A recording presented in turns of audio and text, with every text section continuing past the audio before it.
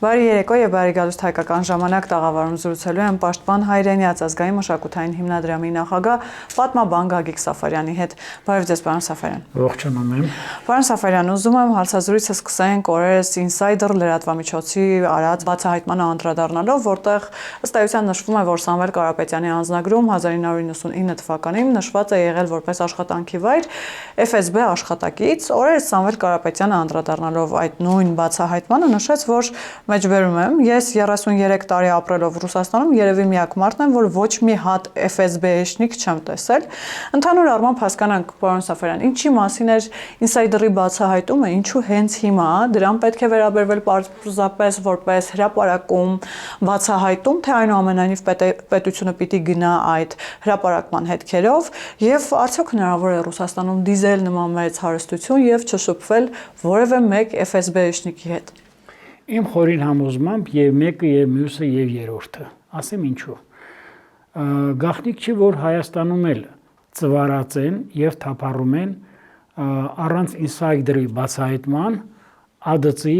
եւ գաղտնի եւ բացահայտ գործակալներ։ Վերջերս կարծեմ նման հայտարարություն արվեց նաեւ այնպիսի մարդկանց հասցեն, որոնք նաեւ աշխատում են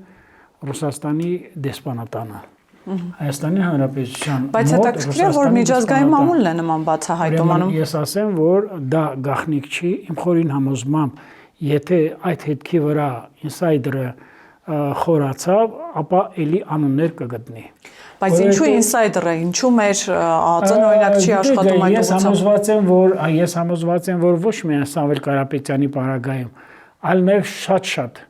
մարդկանց պարագայում, որովհետև եթե նրանք արդեն որոշակի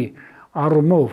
հարկերից կամ չգիտեմ տարբեր զարտողի ճանապարհներով կուտակում են հարստություններ, ապա անպայման նրանք գտնվում են հատուկ ծառայությունների ոչ միայն ուշադրության կենտրոնում, այլև հանձն են առնում որոշակի պարտավորություններ, ստվերային մութ պարտավորություններ, այ լյուստրացիան, որ ասում են, նաև այսպիսի մարդկանց նկատի ունեն։ Սա իմ համար նորություն չի։ Սա էլ պատկանում է այն շարքին, երբ որ նախագահի ընտանիքը կարող է ծննդաբերել Միացյալ Նահանգներում։ Ոչ մի տարբերություն չկա։ Իսկ ինչ անսովոր բան կա դրանում, որ նախագահի թոռները, ենթադրենք երկրորդ նախագահի թոռները անսովոր բան կա, որ նախագահը սահմանադրության երաշխավորն է, բանակի երաշխավորն է,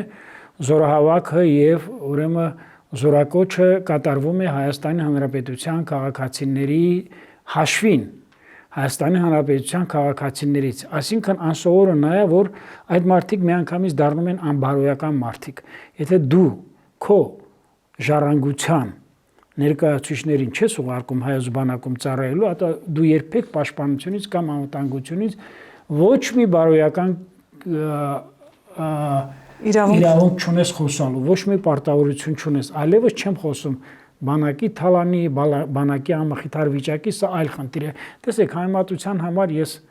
չասեմ իմ անձը ինքնագովորքով եմ զբաղվում, self-show-ով չեմ զբաղվում, ասենք ես էլ եմ եղել Միացյալ Նահանգներում, եւ պիտի ծնվեր մեր հերթական զավակը, մեկ ամիս հետո, բայց մենք գերադասեցինք վերադառնալ եւ մեր զավակի ծնունդը նշել մեր հայրենիքում։ Ընդամենը մեկ ամիս հետո, 1 թե 1.5 ամիս հետո այդպիսի մի բան։ Եվ կարծում եմ, որ չարժի խոսել այդ մարդկանց մասին, որտեղ չունեն ազգային արժի համակարգ։ Սամվել Կարապետյանի պարագայում այնքան ակնհայտ է եւ այնքան ցցուն է, հիմա ամբողջ խնդիրը նա է, որ այս մարդիկ ոչ մի բան չեն ուզում, ուրեմն խոստովանեն, ոչ մի բան չեն ուզում, ասենք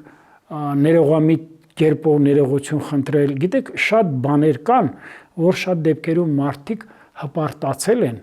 այսպես ասած, գլուխ են գովացել, կոպիտ եմ ասում, որ գիտեք, մենք ԱԴՑ-ի գնդապետի կոչում ունենք, մենք կարող ենք էս անել, մեր մեքենան խոզարկման կամ փնտրտուքի կամ որոնման չպիտի ենթարկվի խոզարկելուն եւ այլը։ Սա արտոնյալներ են եղել ինչ-որ իմաստով։ Արտոնյալներ եւ ինչ որտեղ նաեւ մարդկանց պատժելու, մարդկանց մոտ իրենց դիրքը բարձր պահելու, ամբարտավան լինելու, բայց տվյալ պարագայում, երբ որ տեսնում ենք սկսած անցյալ տարվա հունիսից,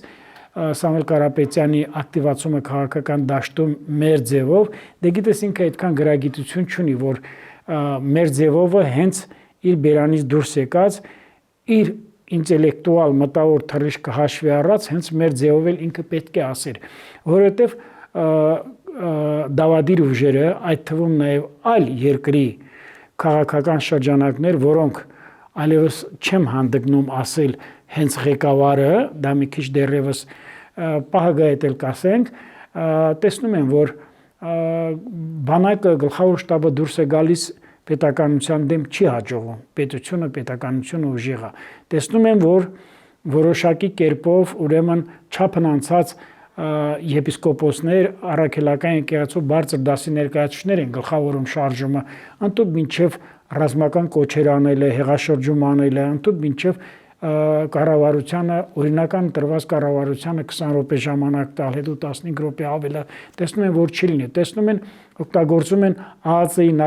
նախկին տնօրեն Վանեցյանին կարծեք թե հեղինակությունն ունի, կարող է նստածությունով իր շուրջը համախմբել, դա եւս չստացվեց։ Տեսնում եք, որ ստեղծում են փրկության կոմիտե Վազգեն Մանուկյան, որ ամբողջ կյանքում բասարկությունից ունեն գասպարնելիքներից բացի ուրիշ բան չի արել, տեսնում են դա էլ է սուտ, տեսնում են, որ արդեն չի գնում, առաջ են բերում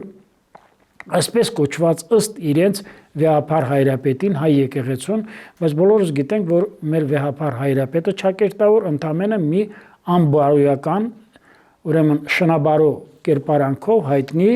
մայրաթորը ուզուրպացրած մի ուրեմն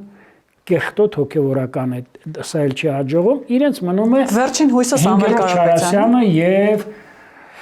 օտարերկրյա քաղաքական շրջանակներին մնում է մեկ հույս, առաջ են բերել մեծագույն, ուրեմն մեծահարուստին, որը կարծեք թե մինչև այս շարժման մեջ մտնելը կարծեք թե ուներ որոշակի իմիջ, որոշակի համբավ, բայց նա արդեն ստացավ իր մանդատը, կրեդենշալսը եւ այստեղի դավադիր ուժերից եւ հատկապես Ռուսաստանի Դաշնության բարձր քաղաքական շրջանակներից։ Ես փորձեցի այս հետադարձ հայացքով ասել, որ սա բացարձակ ճշմարտություն է։ Մարդիկ, որոնք զբաղված են քաղաքականության տարբեր խնդիրներով եւ այսօր քարոզարշավի մեջ են, ես սա ասում եմ աքսիոմատիկ ճշմարտություններ, որովհետեւ ես ինքս ինձ համարում եմ պատմության լսարանի դասեր քաղելու այս լսարանի լավագույն աշակերտներից մեկը։ Պարոն Սաֆարյան, Սամվել Կարապետյանը վերջին հույսն է Ռուսաստանի Դաշնության ըստ էության, եթե գիտեք, ես մի բան ասեմ, ես համոզված եմ, որ այս 10 օրն էլ է անցնելու։ Մենք ունենալու ենք իհարկե հաջողություն, մեր պետականությունը պահպանվելու է, հանձինս, որ Նիկոլ Փաշինյանի ղեկավարած քաղաքական ուժը ստանալու է ձայների մեծամասնությունը, իմ հաշվարկով առայժմ գտնում է պարզ մեծամասնության եւ բացարձակ մեծամասնության արանքում, բաց այդ շեմնելը հաղթահարելու, ես կասեմ, որ Ռուսաստանի Դաշնությունը հստակ հաշվարկներ ունի եւ գիտի, որ արդեն իր համար անպատվությունը վերահացվում քաղաքական հակակրանքի եւ քաղաքական թշնամության պետությունների միջեւ եւ կարծում եմ, որ հերուն չի գնա, ընդհակառակը կսպասի մեր ընտրություններին, այնուհետև կառաջարկի պայմաններ, երկխոսություն, ռազմավարական համագործակցություն։ Նիկոլ Փաշինյանի ամենամեծ ճակերտավոր սխալը նա է, որ այս բոլոր ուժերի մեջ միայն ինքն է ասում, եթե Ռուսաստանը պիտի մեր հետ համագործակցի ռազմական, տնտեսական, մշակութային, քաղաքական առումով, ապա մենք պատրաստ ենք դրան, մենք սիրով, բայց Ռուսաստանը պիտի առաջերտին հաշվի առնի Հայաստանի Հանրապետության սուվերենության, ինքնիշխանության շահերը եւ մեր անվտանգությանը վտանգ սպառնացող բոլոր ինգրեդիենտները, բաղկացուցիչ մասերը պիտի բացառի։ Ահա սա է Նիկոլ Փաշինյանի մոտեցումը հայ-ռուսական հարաբերությունների մարդ, որը ավելին է տիրապետում այս ոլորտին, մարդ, որը սկսած Լևոն Տեր-Պետրոսյանից մինչև Սերժ Սարգսյան մի քանի անգամ գիտի հայ-ռուսական հարաբերությունների դերն ու նշանակությունը ավելին, քան դրանց բոլոր ղեկավարները նախորդ միասին վերցրած։ Իսկ նորմալ է, որ ուժեղ Հայաստան թիմի ներկայացուցիչները սկսել են Սամվել Կարապետյանին դիմել արդեն իսկ պարոն վարչապետով, դաշտ են նետվում հարցումներ, որտեղ ինքը 40 եւ ավել տոկոսով առաջատար է, ինչին են միտված այս հարցումները։ Հաշվին առնում այն, որ Սամվել Կարապետյանը ունի գումար։ Հաշվին առնում, որ Սամվել Կարապետյանը նոր է եկած, վայելում է ռուսական քաղաքական շրջանների, կարծեք թե վստահություն ասեմ, թե ասենք աջակցությունը կամ համակրանքը, ոչ թե ես այդպես եմ ասում, այդպիսի ուրեմն խայծեր են նետում քաղաքական մարտադաշտ, բայց սա էլ է սխալ։ Երեք չառաջ օրը մի ընկերներով հավաքված էինք, բարձր ընկերներով, անուններ չտամ, եւ ինձ ասացին, որ այ Գագիկ, ախր Սամվել Կարապետյանը Ռուսաստանում կարող է լինել քաղաքական շրջանակների երրորդ էշելոնի մոտ երրորդ էշելոնի մարդկանց մոտ ընդամենը որպես աշխատող հնոցապան։ Հայերեն ասում են կաչեգար, չէ՞, դե հնոցապանը ավելի կիրթ հայերեն է, հա։ Այլ բան չի կարող լինել։ Սրանք բոլորը հեքիաթների դաշտից են։ Հայաստանը եւ Ռուսաստանը իրար հետ կարող են հարաբերվել միայն ու միայն պետությունների ինքնիշխանությունը եւ ուրեմն միմյանց շահերը փոխադարձ հարգելու հիմքով։ Այդ ֆորմատով այլ բան լինել չի կարող։ Սամվել Կարապետյանին վարչապետ դիմելով, ասելով, որ դա կարող է լինել քաղաքական ստանդ, քաղաքական հնարք, քաղաքական տրյուկ, ես ինքս ցածր եմ համարում, ես դա չեմ կարա, որովհետև Սամվել Կարապետյանը մաշվեց արդեն։ Թե գումարային եւ ֆինանսապես ինչքան է մաշվել, սա արդեն կասեն համապատասխան մարմինները, բայց ինքը որպես մարդ, որը հայտ է ներկայացրել մտնելու Հայաստանի քաղաքական դաշտ եւ նաեւ պիտի սահմանադրության հոդված փոխեն, ասում է սահմանադրություն չենք փոխում, հոդված ենք փոխում, չէ՞, այդպես ասես, չէ՞ ինքը։ Մարդ, որը ասում է մեր ժողովրդին սարսափեցնում է 600,000 ադրբեջանցիներին, երեկոյան ես նայում էի հանրային հեռուստատեսության լուրերի թողարկման ժամանակ, որին վաղուց եմ ճանաչում, Կարինե Գյուղումջյանի հաղորդումը միգրացիոն, դեմոգրաֆիական, ժողովրդագրական պատկերը Հայաստանի Հանրապետության շուրջ 1 դար, վերջին 1 դարվա, այո, Հայաստանի Հանրապետությունում ադրբեջանցիների տոկոսը երբեք 180,000-ից չի անցել, չի գերազանցել, 180-155,000-ը։ Եվ դա բերել ասել 300,000 Վեստերն Բաթի Ադրբեջան, չէ, Արևմտյան Ադրբեջան, հեսա կդառնա 500,000, 600,000, նաև դրա հետ մեկտեղ երեկոյան հնչեցվեց, որ իսկ հայ բնակչության թիվը Ադրբեջանի Հանրապետությունում կազմել է 460-ից 480,000, դա այն դեպքում, երբ որ մենք համոզված ենք, որ շուրջ 1/3-ով պակաս է այդ թվերը ներկայացված խորհրդային պաշտոնական վիճակագրական տվյալները։ Ահա սա է, որ փորձում են մեր ժողովրդին վզին փաթաթել, հիմա Ադրբեջանը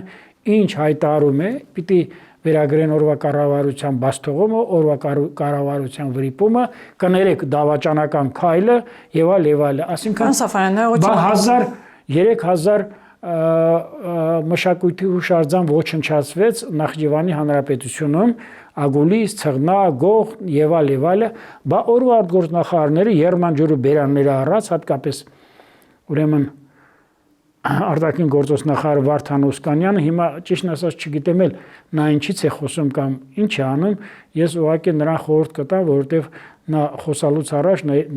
դեպս պիտի մարդաբանական տեսքի գա, այնուհետև հարցազրույց տա։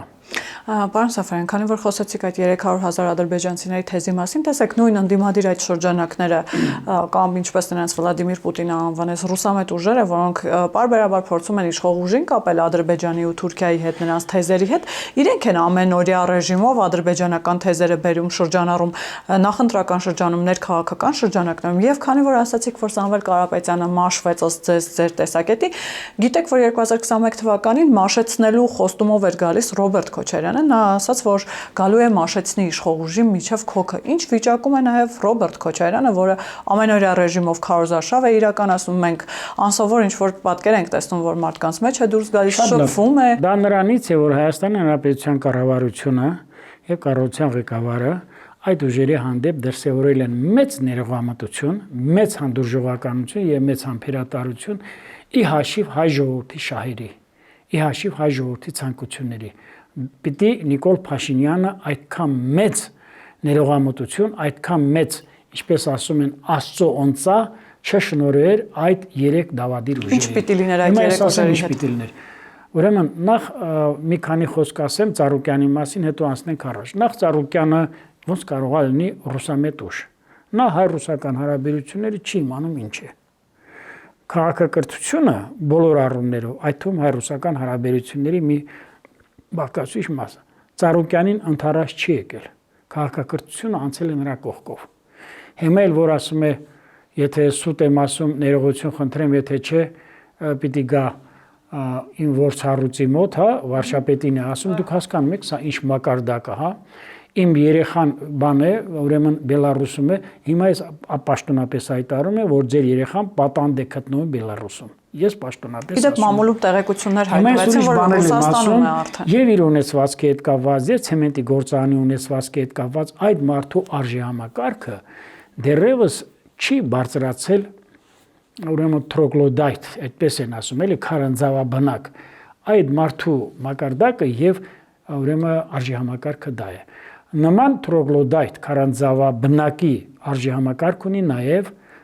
հանրապետության երկրորդ նախագահը։ Եթե նա չունենար դա, չեր ուղարկի այդ կնոջը Արփինե Սարգսյանին եւ Արթուր ուրեմն Օսիպյանին խաղաղ հանրահավաքները խանգարելու, լարվածություն մտցնելու եւ այլ, որովհետեւ նրանց նպատակը որտեղից համոզմունք ունեք, օրինակ Օսիպյանը ուղղորդվում է ըստ ձեզ ես կարող եմ հենց այնպես ձայն բարոհանապատի քաղաքական դաշտում խոսել։ Ես չեմ պատկանում նախորդ ազգային ժողովի նախագահներին, նկատի ունեմ Օսիպյանը միշտ աչքի է ընկել վարշապետներին, հիմա ես կասեմ, ես բոլորը գիտեմ ինչով են զբաղված եղել նրանք եւ նրանք եթե հիմա եթերից երևում են, սրանք արդեն Նիկոլ Փաշինյանի օգտին քարոզչություն են անում։ Իրենց կողմից վերահսկում իրենց անձի հանդեպ հակաքարոզչության, որտեղ ասում են, եթե այս մարդիկ պետք է լինեն նորից հետ գին, ավելի լավ է մենք միանգամից տեսնենք մեր պետականության գլխին ով որ կանգնած է, այլ պետք է շարունակի։ Հիմա ես ասեմ, Արփինե Սարգսյանի ընտանիքին ճանաչում եմ իր անհայտ կորած եղբորը Հրանտ Պապիկյանին, որը Երևանի Պետական Բժշկական Համալսարանում 1986-88 թվականին, որտեղ դասախոսել եմ, եղել է իմ ուսանողը։ Հրաշալի անձնավորություն, որը աչքի է ընկել մի քանի ճչացող, ուրեմն անակնկալներով, ուրեմն չեմ ասի սկանդալներով, համենայն դեպս ինտրիգային լավ առումով եւ լինելով կորպուսի բուժծառայության ղեկավար անհետ կորել է կամ գերի է ընկել։ Մենք փորձել ենք 20 թվականի աշնանը Հայաստան Հանրապետության արտաքին գործոս նախարարության եւ իր մամլոխոսնակի միջոցով բազում գերիների հետ կապված ճշգրտումներ են արել։ Այս պարագայում մեր փնտրտուքը ապարդյուն են անցել։ Տիկին Արփինե Սարգսյանի ամուսինը տարածորեն 15 օրվա ընթացքում 2 անգամ սրտի բաց վիրահատություն է կատարել մեր պետության հաշվին։ Ճանաչելով այդ ընտանիքը։ Եվ գիտեք ինչ, եթե նա ունի ցասում, տրտունջ, բողոք, վրդովմունք, այդ ամենը կարելի է ասել ցիվիլ կերպով հավուր պատշատի, ինչքան էլ մենք ընդունենք եւ հասկանանք իրեն մարդկային առումով։ Նրա աղջիկը, բայց պիտի խնդրեմ նրանց չթիրախավորել, չեմ թիրա։ Բագրատ Սրբազանի դատապաշտպանն է, իսկ ամուսինը Ռոբերտ Քոչարյանի ուրեմն պաշտպանը, որն ուղղորդված է երկու կարծիքն էլ չի կարող։ Արթուր Օսիպյանը, լինելով նորմալ երիտասարդ, ունենալով լավ կրթություն, կարծեմ Լոմոնոսովի համալսարանի մասնաճյուղն է ավարտել, Արցախում նաև աչքի է ընկել շատ դեպքերում հանդուգն պահվածքով, դրական առումով, բայց գիտեք ինչ, եթե դու կարող ես վարչապետի հետ ցավով եւ որպես արցախցիների տնտունջ ներկայացնել խնդիրները, Արցախի ժողովուրդը քեզ թույլ չի տալիս մատով խոսել հանրապետության կառավարության ղեկավարի հետ։ Դու կարող ես հարց բարձրացնել եւ ուշադրություն հրավիրել։ Այսինքն, եւ ովքեր էլ նրան պահում են, այդ թվում նաեւ կարող եմ ասել Մանվել Սարգսյան շատ-շատերը, դե լավ, ես չգիտեմ Դուղուկասյան Արկադիկի կամ Բակո Սահակյանի լափամանից ոնց է օգտվել։ Եվ հիմա եթե Արթուր Օսիպյանը իր պահվածքի համար, խուլիգանության համար է նստած քրեակատարողական հիմնարկում, բոլորս էլ ցավ ենք տանում, ծանր ենք տանում եւ բոլորս էլ հացադուլի համար պատրաստ ենք նաեւ մեր միջնորդությունները անել, բայց դա չի նշանակում, որ մենք խուլիգանական վարքագիծը կարող ենք երբևիցե արդարացնել։ Դե դրա համար հասել է այն պահը, որ արդեն վարչապետի համբերության բաժակը լսում է։ Եթե կարող է նա ասել Քոչարյանը ասել, եթե Փաշաևին ձայն եք տալիս Ալիևին եւ նմանատիպ կեղտոտ արտահայտություններ, որ ես չեմ ուզում ոչ եթերային բարերով խոսել։ Վերադառնալով Ռոբերտ Քոչարյանի մաշված կամ չմաշված ժամանակ, նախ ես ասեմ, մի քանի օրինակ պիտի բերեմ, Ռոբերտ Քոչարյանի եւ Սերժ Սարգսյանի ժամանակ ակադեմիայի տխրահարչակ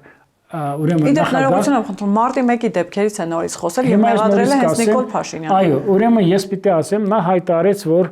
Ռադիկ Մարտիրոսյանը պետական համալսարանի, որը դարձել էր մի հացի փուռի կարծես թե տնօրեն, ասեց ամեն քոսոտ երկիր չի կարող զենք արտահանել։ Հիմա ես հայտարարում եմ նախորդ նախագահների, որ Հայաստանի Հանրապետությունը շուրջ 14 զինատեսակ է արտահանում արտասահման եւ ունի կնքված պայմանագրեր։ Սա մեկ, երկրորդը։ Ուրեմն Հայաստանի Հանրապետության երկու նախագահներ նվազագույնի, երկրորդ, երրորդ նախագահները չեն իմացել, որ իրենք Հայաստանի Հանրապետության նախագահներ են։ Նրանք եղել են լավագույն դեպքում գույքի կառավարիչներ։ Ինչու՞ Հիմա ինքը գույքի Հայաստանի Հանրապետությունը իրենց համար դիտվել է որպես գույք։ Նրանք գույքի կառավարիչներ են։ Հիմա մի 5-6 օլիգարխների, մի քանի քաղաքապետերի, Գագիկ Խաչատրյանի, Աղվան Հովսեփյանի, Արմեն Ավետիսյանի եւ երկու նախագահների ունեցվածքը 15 միլիարդ դոլարը նվազագույնի գերազանցում է։ Մեր բոլոր քաղաքացիները տեսնելուց Ռոբերտ Քոչարյանը ասում է, մեր չծնծված երեխայի վզին կա 5000 դոլարի չափով արտաքին պարտք։ Մենք կարող ենք բոլորս Ռոբերտ Քոչարյանից պահանջել մեր պարտքը, այդ մեր 8 միլիարդ արտաքին պարտքը մարել եւ այդ 7-ն էլ մեր բարեկեցության համար ծախել։ Եվ բոլորս կարող ենք միտինգ անել եւ Քոչարյանից ու Սերժից եւ այդ թվարկած այդ տականքներից հետ ստանալ այդ գումարները եւ դա պիտի անի պետությունը եւ անել դա։ Այո, մարտի 1-ի պարագայով մինչեւ վերջ հետեւողական լինելու դեպքում Ռոբերտ Քոչարյանը պիտի իր մահկանացուն կնքի քրեակատարողական հիմնարկում։ Ես էլ ունեմ ճչացող փաստեր։ Ես մարտի 1-ին եղել եմ գլխավոր շտաբի պետ գեներալ գնդապետ Սերյան Օհանյանի կաբինետում։ Երբ որ Ռոպե 1 զանգում էր Միխայել Հարությունյանը Վրաստանից, երբ որ Ռոպե 1 զանգում էր Գորիկ Հակոբյանը, երբ որ Ռոպե 1 զանգում էր Հայկ Հարությունյանը, նույնիսկ ինձ ավելին են ասել։ Երբ որ Ռոբերտ Քոչարյանը այդ 004 գախնի հրամանը կար, երբ որ Հայկ Հարությունյանն ասել է Հայկ կրակեք, ասել է պարոն նախագահ, դե մի թուղթ պիտի լինի, որ կրակենք, ասել է, բայց 10 տարի որ լափում էր, նկատի ունի որ կաշառք էր վերցնում։ Թուղթ կար, որ այդպես է իրանում։ Այսինքն երբ ինքը ասում է, որ տեղյակ չի եղել անգամ այդ հրամանից ժողովրդի վրա կրակելու։ Ես ասում եմ փաստեր, որոնց համար հիմա դիմում եմ իրավապահ մարմիններին,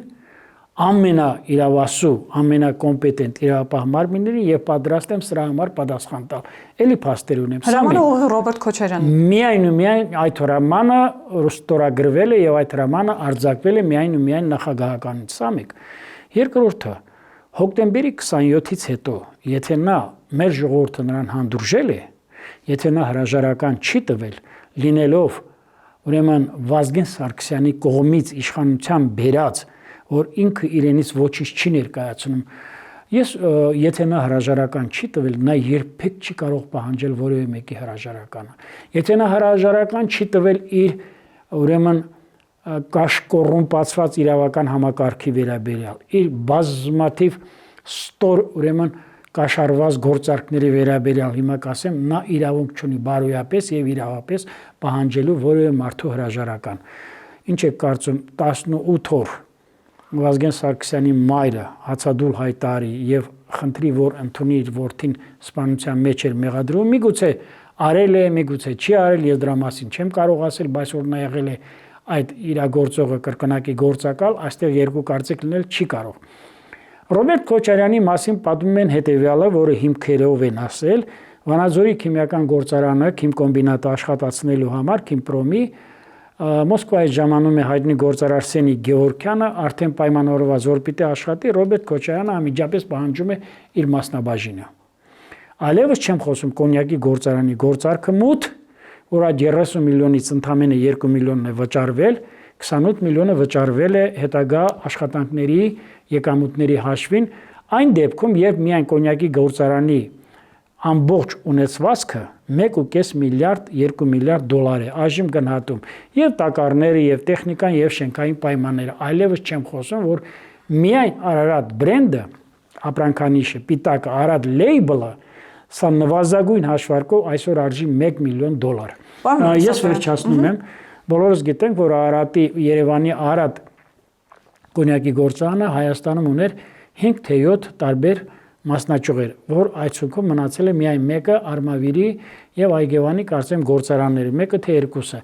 Եվ այն գործարքը, երբ որ նա ասում է շահավետ է, այո, ուրեմն շահավետ է ինչի համար, իր գրպանի համար, որտեղ կա մի քանի տասնյակ, եթե ոչ 100 միլիոն դոլարների կոռումպացված ռիսկ։ Այսինքն, երբ որ Հայաստանը պիտի ստանար Mercedes, օրինակի համար եմ ասում, այլ ստացել է ընդամենը երկտեղանոց հեծանիվ։ Պարոն Սաֆարյան, հարգելով իհարկե անմեղության կանխավարկածը, բայց մարդը, որի վերագրվում է այդքան մեղքեր, հանցանքներ, արդյոք պիտի հիմա ազատության մեջ լիներ եւ նախընտրական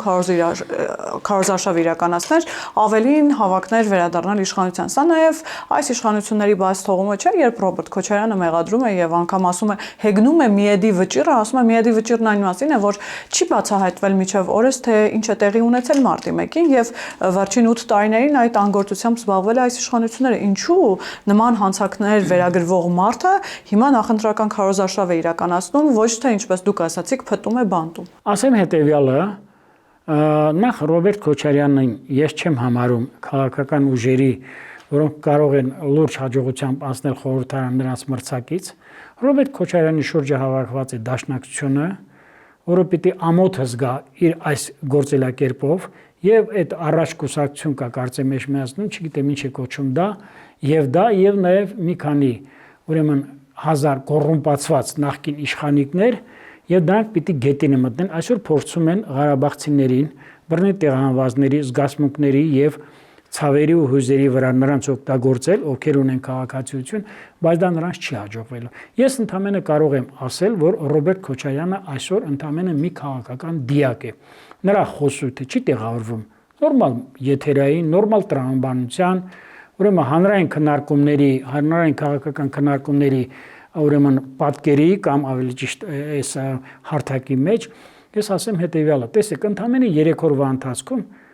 իմ ջանքերի շնորհիվ, ոչ իմ ջանքերի շնորհիվ, Հայաստանի կառավարության ջանքերի շնորհիվ ես ընդամենը հիշեցման կարգով ասել եմ, շուրջ 700 հոգի ստացել են թոշակներ, որը չի վճարվել 1 տարուց ավել։ Եվս այսօր կամ վաղը ստանալու են ավելի քան 200 հոգի, 254 հոգի թոշակ 79 միլիոն 25-26 թվականներին։ 78 միլիոն գումար սառեցված է դատական ակտերի հարկադիր կատարման ծառայությունը, այսօր ես կապնվել եմ ուրեմն աշխատանքի սոցիալական հարցերի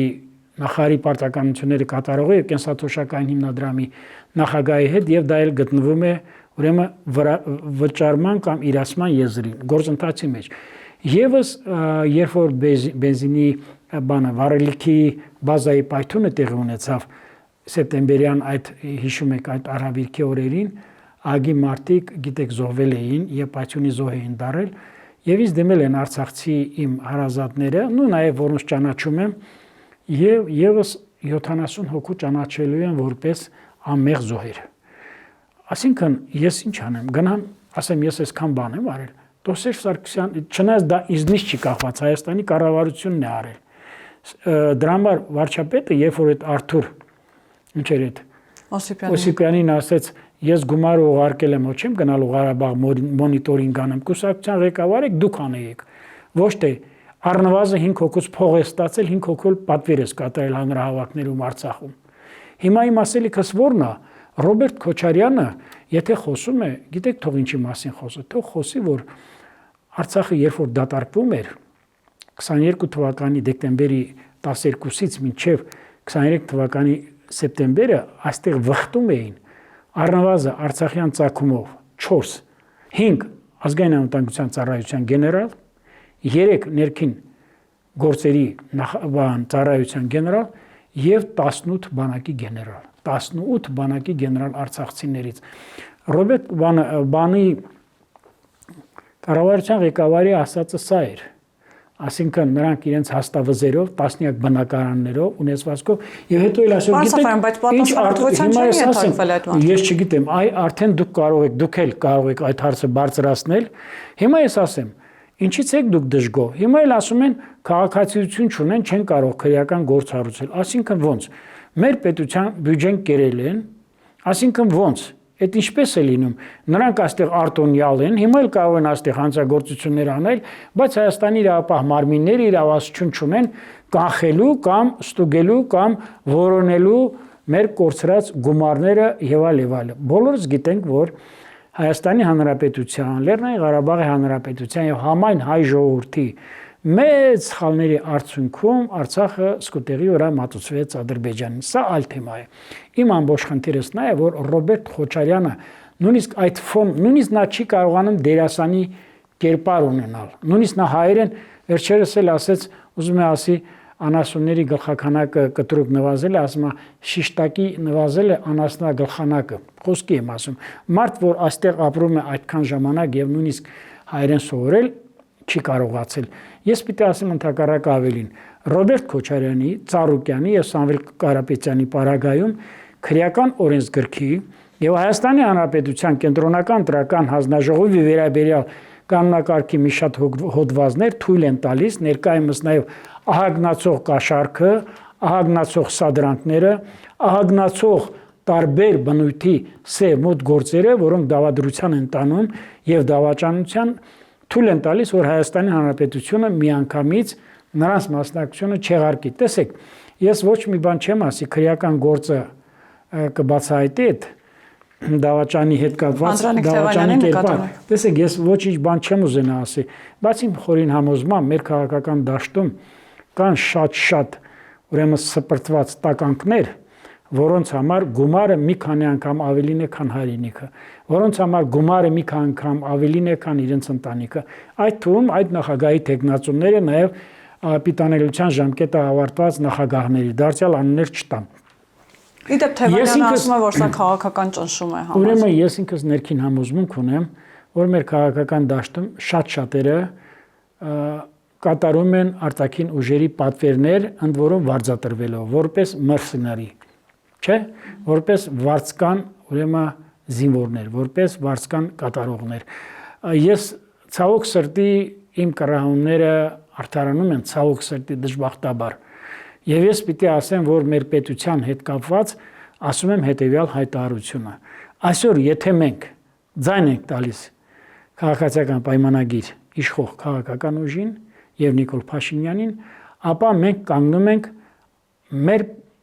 անսասան կերպով եւ անվարան կերպով կանգնում ենք մեր պետության պաշտպանության եւ աջակիցների դիրքերում հանուն մեր պետականության աստիճանաբար զարգացման, հզորացման եւ հետագա դիվանագիտական հարաբերությունների հաստատման բոլոր երկրների հետ։ Մեր ժողովրդի շահը, մեր պետության շահը, մեր պետականության ապագա հազարամյա գոյության տեսլականը մեզ ոչ թե ստիպում է, այլ պարտադրում է ասելու, որ հայ-թուրքական եւ հայ-ադրբեջանական խաղաղ գոյակցությունը, համակեցությունը դա իմպերատիվ եւ դոմինանտ պահանջ է Հայաստանի Հանրապետության արտաքին քաղաքականության համար, որպես հավասարակշռված եւ հավասարակշռման քաղաքականության կարևոր բաղկացուցիչ մասերից մեկը։ Ասել, որ ես չեմ իմանում, որն է հայոց ցեղասպանությունը, ինչպես է եղել, ինչպես են հայերը արտագաղթել Ադրբեջանից, Բաքվից, Արևմտյան Հայաստանից եւ այլը, ուրեմն այս Ուրարտու պետություն ցանկացողները, վերականգնողները, ծովից ծով Հայաստան վերականգնողները, նրանք արժեհամակարգ չունեն։ Նրանց արժեհամակարգը գիտեք ինչն է եղել։ Ուտուշ խմուշը, կենացների հայրենասիրությունը, ես ինչու եմ ասում բանակի հետ կապված Ռոբերտ Քոչարյանը, որ հիմա գնա բանակ, չի իմանալու որտեղ է եղել, որպես էքսկուրսիա գնա, որտեվ օգտագործված անվադողերին եւ օգտագործված ձկան պահածոների եւ մսի պահածոների թիթեղյա տարաններին, որպես տեսահոլովական սարքեր, գեր ժամանակակից լուսարձակային էֆեկտով սարքեր են եւ գեր ժամանակակից ուրեմն պաշտպանական բնակեցեր ամրոցներ են։ Այլևս չեմ խոսում, որ մայիսի 8-ի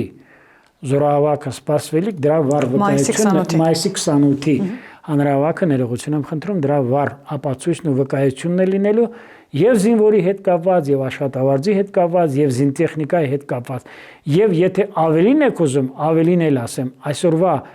մեր ներկայումս Հայաստան Հանրապետության բազմավեկտոր արտաքին քաղաքականության արդյունքում է այս ամենը ձեռք բերել։ Թող սա բերեն մեջտեղ եւ նաեւ թող քաջություն ունենան խոսեն իրենց թալանից, քաղաքական սպանություններից, այստեղ գալուց առաջ իմ շատ հարազատ ընկերներից մեկը ասեց Ռոբերտ Քոչարյանի ժամանակ առնվազն քաղաքական դաշտում 40 սպանություն է եղել։ Այլևս չեմ խոսում ինչ լրատվամիջոցներ են փակվել, այլևս չեմ խոսում ինչպիսի ահուս արսափ է կիրառվել տնտեսվարող չեզոք սուբյեկտների ներկայացուցիչների հանդեպ, այլևս չեմ խոսում համալսարանի ռեկտորները ոնց են մաղով անցել, այլևս չեմ խոսում բազմաթիվ կադրային քաղաքական մասին, քաղաքական գործիչների մասին, մի անգամ ասել եմ, ԱԶ-ի նախարարը նվեր է ստանում Արևանգազ մեքենա։ Ներքին գործերի նախարարությունում լեյտենանտից նույն Հայկ Հարությունյանի ժամանակ ավագ լեյտենանտ կոչում ստանալու համար նվազագույնը $2000 պիտի տան։ Դա ես գիտեմ, Ալիք Սարգսյանի եւ Վլադիմիր Գասպարյանի կողմից ներքին գործերի նախարարության պաշտոնները աճուրդի հանելը ես համեմատում եմ ավելի բարձր, քան Անգլիայում Սոթբիսի աճուրդը, որը զբաղվում է, ուրեմն կարծեմ մշակութային գլուխ գործեցներով, չէ, մաստերփիսերով, չէ։ Հիմա եկեք համեմատենք մեր կառավարությունը, հիմա ես ընդամենը եթե կա մեկ նախադասությունով, 1 րոպեով ասեմ, այո, 8 միլիարդը արտաքին փոխառությունը ծախսվել է վերանորոգման, դպրոցների, նոր դպրոցների, մանկապարտեզների կառուցման, թոշակների բարձրացման, աշխատավարձերի բարձրացման, ավելի քան 6000 քառակուսի կիլոմետր նոր ճանապարհների կառուցման, արտաքին պարտքը սպասարկելու, բողական համակարգում մեծ գործեր անելու, անվճար բուժօգնության, անվճար ուրեմն ապահովագրության համար թոշակների եւ ես ասում եմ այսօրվա մեր բուժօգնության եւ մեր առողջապահության համակարգը իր անվճար բուժօգնությամբ կարելի է համեմատել եվրոպական բարձր երկրների հետ։ Այլևս չեմ խոսում այն ժողովրդավարության մասին, որը կա մեր երկրում։ Եվ ես ուղղակի մեկ ուզում եմ խնդրեմ, տեսնեմ այդ որ մեկն է Հայաստանում այսօր քաղաքական բանտարկյալ։ Ես ինչ որ միտեղ շատ ցավ եմ ապրում Արտուր Օսիպյանի պահով, ուրեմն ես ասեմ, եթե պահը գա Արտուր Օսիպյանին օգնելու եւ միջնորդելու համար, դարձյալ իմացեք, որ չի բացառում, որ ամենաշատը ես ցավ եմ։ Եվ իմ խոսքս էլ ասեմ, բայց իր արարքը անթույլատրելի է։ Ուրեմն վարչապետի հետ նման ոճով չեն խոսում։ Դուք պատկերացնում եք Արտուր Օսիպյանը եւ նրա նմանները Ղարաբաղում խոսեին Բակո Սահակյանի հետ, այն տխրահարչակ ռազմաֆեոդալական գեներալների ներկայությամբ կամ Երևանում խոսեին Սերժ Սարգսյանի եւ Բակո Սահակյանի հետ, Սերժ Սարգսյանի եւ Ռոբերտ Քոչարյանի հետ։ 3 վայրկյան դա չէր տևի։ Բա մոռացել եք այս նույն օլիգարխները, որ հիմա խոսում են, ասում են ես բարձունքից չեմ իջնի իմ կլասս գցեմ, չէ՞, կարծեմ բանի հետ չէ, որ խոսում էր Նիկոլ Փաշինյանի հետ հերրակա բանավեճ։ Նախ բարձունքը դա դեռևս քննարկվում է, Արինջի բարձունքը, Հադիսի բարձունքը, եւ հետո կլասը որն է, որ մարտի 1-ին ժողովրդին եւ ձեր զինվորներին հագցրել եք զինվորական համազգես եւ ուղարկել հանրահավաքները մարդատյաց կերպով խոշտանգումներով չեմ զլանում ասել նաեւ սպանություններով դադարեցնելու համար, հա, էլի շատ բաներ։ Ես կրկին ու կրկին ասեմ, որ իմ տեսադաշտից դուրս է մնում քաղաքական մի քանի ուժեր, որոնք կարծես թե կարող են բերվել կառուցողական դաշտ, բայց կարծես թե այս մարաթոնյան վազքի ժամանակ նրանց շնչառությունը չի հերիքում հաղթահարել, ուրեմն նախատեսված շեմը, այդ չափորոշիչը, չէ 4%-ի եւ դաշինքների դեպքում 8%-ի սահմանված շեմը, որը սահմանադրական նորմ է, բայց կարծում եմ, որ վատ չէր լինի, որ մի քանի ուժեր, ես պիտի ասեմ, Արամ Սարգսյանի գլխավորած Հանրապետություն կուսակցությունը, հենց թեկուզ էլի ուժեր կան, չգիտեմ, չեմ ուզում անուններ տալ, բայց ես պիտի ասեմ, որ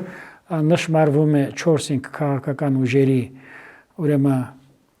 մուտքը կամ հերու չէ այն օրը, որ նրանք կստանան Հայաստանի Հանրապետության ազգային ժողովի նոր մանդատներ, բայց ինչպես ասում են, կարծես թե շատերի երգը երգված է եւ չի կարելի անընդհատ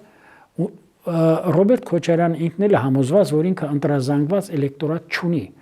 Ես ասացի, որ նրա էլեկտորատը մի քանի հազար կոռումպացված չինովնիկներն են եւ հանրապետական կուսակցության անդամները, որոնք պարկել են եւ ուժեղ Հայաստանի ննջասենյակներում, չէ, մահճակալներում եւ Ռոբերտ Քոչարյանի մահճակալներում։ Բալավ, ես հարց եմ տալիս, 10 տարի լինես երկրի նախագահ, բալավ 10 տարվա մեջ, դու չունենաս 100,000 ընտրազանգված, հույսը դրել ես մի քանի հազար կոռումպացված, չէ, չինովնիկների եւ Արցախից եկած մի քանի հազար մարդկանց վրա եւ որոնք ամեն օր գիտեն, որ քաղաքացիություն են ստացել, այդտեղ էլ կան ինսայդերներ,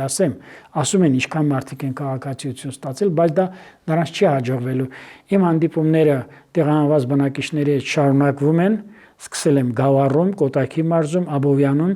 այս շաբաթվա մեջ լինելու եմ Տավուշի մարզում եւ լինելու եմ մյուս շաբաթվա մեջ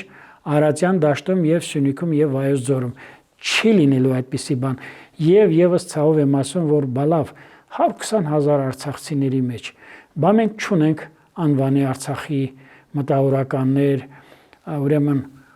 ակցակալներ, ճանապարհ անցած, որ կանգնեն մեր ժողովրդին ասեն ստափեք, էսում եք աջակցում, կանգնեն ասեն միանգամից ինտեգրվեք մեր պետությանը։ Բալավ Արցախցին միշտ աշկի չի ընկնել պետականության հանդեպ իր բացառիկ մոտեցմամբ։ Կարելի է Արցախցուն օգտագործել այս մոլորյալ պայմաններում։ Եվ դե գիտեք մի բան էլ ասեմ, եթե երկրի նախագահը մինչև հիմա մոմին ասում է սվեչա, եթե մինչև հիմա չեն ասում ստեսություն, ասում են խարաշո, եթե եւս այնպիսի բաներ, որ ուղղակի աշկ է զառնում առաջին հայացքից, եւ ես պիտի ասեմ այդ կույր հավատի կողմնակիցները դրանք ունեն իրենց մարմնի մեջ քաղցկեղ։ Եթե շատերի դեպքում այդ քաղցկեղը կարելի է ուրեմն ինտենսիվ թերապիայով կամ բանը ինտենսիվ բժշկական միջամտությամբ հեռացնել, ապա շատ շատերի դեպքում դա դարձել է արդեն 4-րդ աստիճանի քաղցկեղ մահաբեր հիվանդություն եւ մի տերմին կա, որը կոչվում է կարսինոգեն, քաղցկեղածին։ Ահա սա է, որը որ որակ չի կազմում, սա դարձյալ պիտի ասեմ, որ թշնամանք են սերմանում մերժված քաղաքական ուժերը եւ նրանց ներկայացուցիչները։ Շնորհակալ եմ, պարոն։ Ես եմ շնորհակալ։ Հիշեցնեմ, որ զրուցակիցս Պաշտպան Հայրենյաց ազգային մշակութային հիմնադրամի նախագահ պատմաբան Գագիկ Սաֆարյանն էր, կհանդիպենք։